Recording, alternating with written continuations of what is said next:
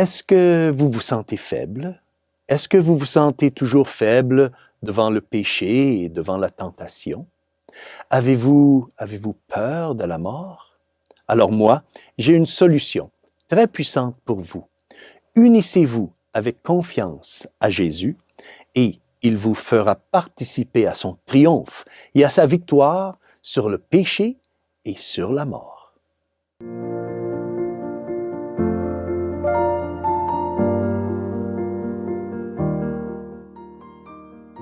Chers frères et sœurs, Salve Maria!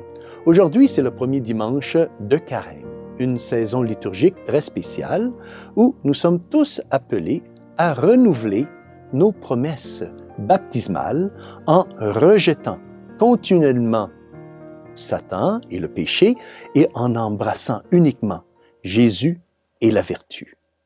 Les lectures de la messe dominicale d'aujourd'hui nous parlent du triomphe glorieux du Seigneur Jésus sur les puissances et sur les ténèbres. L'Évangile nous est présenté par Saint Matthieu, chapitre 4, versets 1 à 11.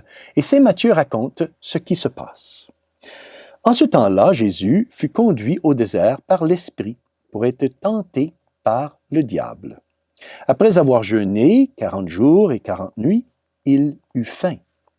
Le tentateur s'approcha et lui dit, « Si tu es le Fils de Dieu, ordonne que ces pierres deviennent des pains. » Or, le Christ avait jeûné déjà pendant 40 jours, et donc, étant complètement humain, la faim lui était toute naturelle.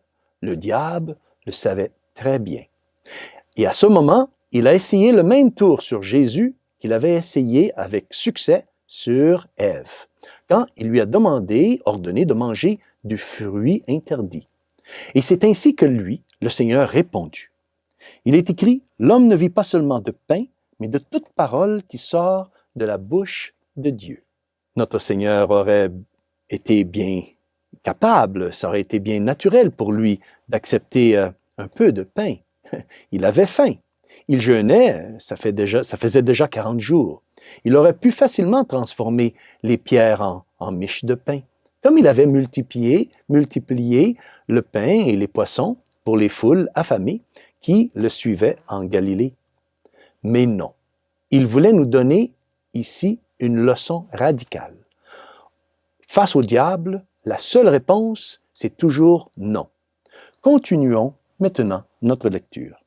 Alors le diable l'amène à la ville sainte, le place au sommet du temple et lui dit, « Si tu es fils de Dieu, jette-toi en bas, car il est écrit, il donnera pour toi des ordres à ses anges et ils te porteront sur leurs mains, de peur que ton pied ne heurte une pierre. » Et alors, Jésus de lui répondre, « Il est encore écrit, tu ne mettras pas à l'épreuve le Seigneur ton Dieu. » Dans cette tentation, le diable propose un faux christianisme, celui qui est sans souffrance, un christianisme dépourvu de la croix.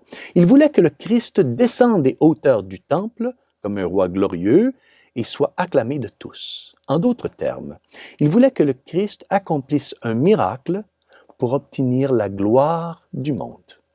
Le diable a sûrement imaginé qu'avec cela, il serait capable de contrôler et de manipuler, d'utiliser Jésus à ses propres fins.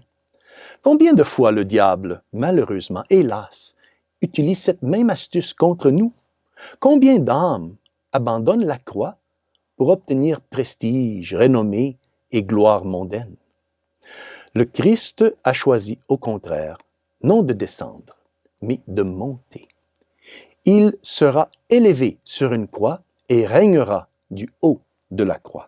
Le diable l'amène encore sur une très haute montagne.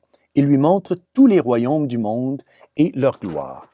Il lui dit, « Tout cela, je te le donnerai si, tombant à mes pieds, tu te prosternes devant moi. » Alors Jésus de dire, « Arrière, Satan, car il est écrit, c'est le Seigneur, ton Dieu, que tu adoreras, à lui seul tu rendras un culte. » Et ce fut la dernière tentation du diable. Ici, le diable, une fois de plus, a essayé la même approche avec Jésus qu'il a eue avec Ève, en jouant sur l'orgueil, la vanité.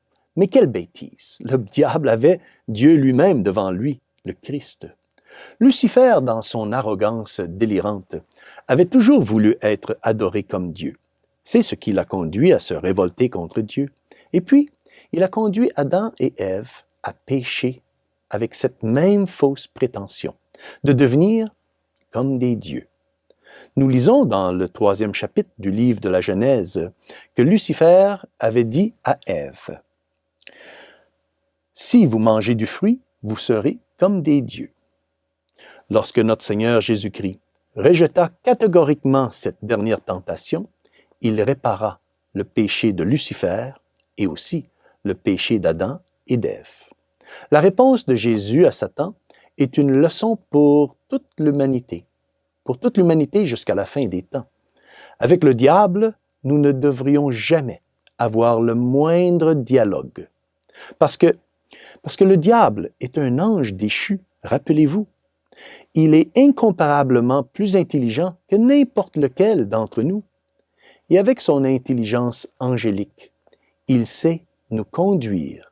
Il sait comment nous hypnotiser et nous faire tomber dans le péché. Donc, avec le diable, la seule réponse est un grand non. La seule réponse est la réponse de notre Seigneur Jésus-Christ que nous retrouvons ici dans l'Évangile. Arrière, arrière, Satan. Va-t'en, Satan. Et ce rejet doit être immédiat et radical. Et l'Évangile d'aujourd'hui se termine par ces paroles encourageantes. Alors, dit saint Matthieu, le diable le quitte. Et voici que des anges s'approchèrent et ils le servaient. Et ainsi le Christ a triomphé du diable. Le triomphe de Jésus, c'est notre force. Souvenons-nous toujours de cela. Lorsque le diable essaie de nous tenter, le triomphe de Jésus est notre force, parce que Jésus a déjà triomphé de lui. Tournons-nous donc vers notre Seigneur Jésus-Christ, par l'intercession de sa sainte Mère Marie, et demandons toujours la force de pouvoir enfin vaincre le diable et vaincre la tentation du péché dans tous les moments de nos vies.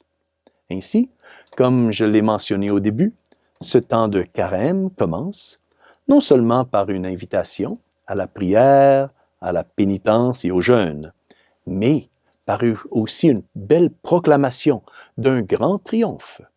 Et 2000 ans après que le Christ ait triomphé du diable, nous sommes tous invités à partager de sa gloire, pour ainsi partager de son triomphe. C'est pourquoi la croix colorée ici que nous voyons des héros de l'Évangile, que nous portons sur nos habits religieux.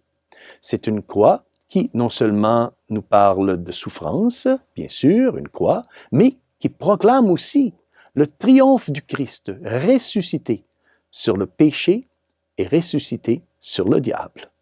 Prions pour que ce triomphe du Christ donc s'étende au monde entier et que le Christ puisse régner par sa mère sainte Marie, comme elle l'a promis à Fatima. À la fin, mon cœur immaculé triomphera. Et que Dieu Tout-Puissant vous bénisse au nom du Père, du Fils et du Saint-Esprit. Amen. Salve Maria!